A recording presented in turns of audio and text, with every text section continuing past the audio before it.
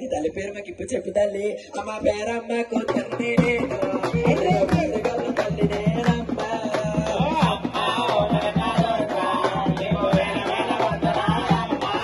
అమ్మ పేరమ్మ కూతుర్ని నేను పేరు గల్ల తల్లి నేనమ్మ.